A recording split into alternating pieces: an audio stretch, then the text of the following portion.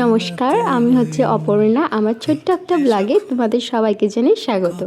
ভাইফোঁটার দিন খুব সকাল সকাল স্নান সেরে আমি আগে গিয়ে ভাইফোঁটা দেওয়ার প্লেটটা সাজিয়েছি।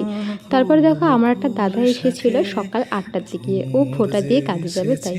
আর তারপরে দেখো এইদিকে কিন্তু মোটামুটি কাটাকুটি বাছাবাছি শুরু হয়ে গেছে।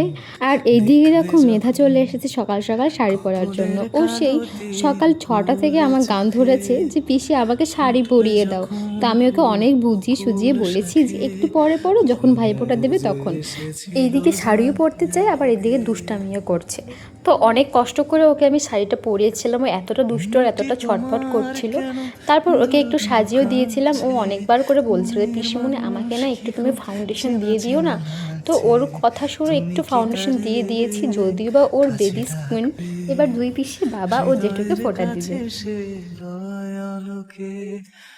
হঠাৎ যখন তুমি দেখবে তাকে, পিসিরা কিন্তু অনেক দূর থেকে এসেছিল এই ভাইফোঁটা দেওয়ারই জন্য।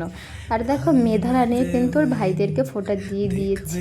যদি বা আমাদের মেধা কিন্তু এখনো অনেকটাই ছোট, তাও কিন্তু ও এই বয়সে দিদি হয়েছে, ওর অনেক ভাই রয়েছে। চলো এবার আমি আর আমার একটা দিদি ফোঁটা দিতে বসে পড়লাম। প্রথমে আমি দাদাকে দিয়ে দিচ্ছি ফোঁটা, আর ওইদিকে দেখো দিদিও ফোঁটা দিচ্ছে।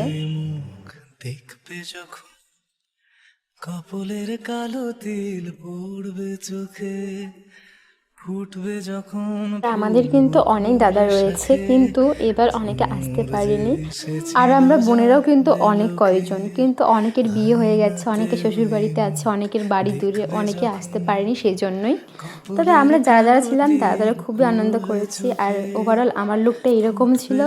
আমাকে দেখতে কীরকম লাগছে তোমরা অবশ্যই কমেন্টে জানিও। এইদিকে মাও বসে পড়েছে ভাইফোঁটা দিতে। আর মার ফোঁটা দেওয়ার পর সুশ এসেছিল আমাদের বাড়িতে। সুশও ওর ভাইদেরকে ফোঁটা দিয়ে দিয়েছে। তারপরে দেখো এটা হচ্ছে আমার ভাগ্নি, মানে বর্তমানে আমার একমাত্র ভাগ্নি আর কি। যতগুলো দিদির বিয়ে হয়েছে বর্তমানে, তো সবারই ছেলে, শুধু ওই দিদির একটাই মেয়ে, মানে বর্তমানে আমার একটাই ভাগ্নি। আর দেখো এটা হচ্ছে আমার মেজ দিদি। মেজ দিদি দেখো সবাইকে ভাইফোঁটা দিয়ে দিল। তারপর আমরা সবাই মিলে খাওয়া দাওয়া করে নিয়েছি। তারপর সবাই মিলে একসাথে বসে অনেকক্ষণ গল্প করেছিলাম। তো আমার ব্লগটা ছিল এই পর্যন্তই। তোমাদের কেমন লাগলো তোমরা অবশ্যই কমেন্টে জানিও।